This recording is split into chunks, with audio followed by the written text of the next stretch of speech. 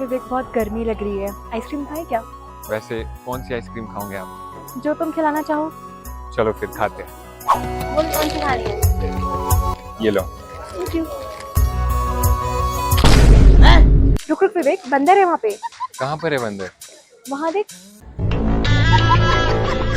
आगे चल के खाए क्या? हाँ ठीक है, चलो चलो।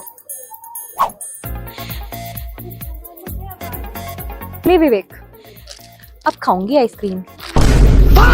रुको यार, वहाँ देखो। बाबूजी भंडारा करा दो। यार यहाँ भी बंदर है, ऊपर चल के खाते हैं।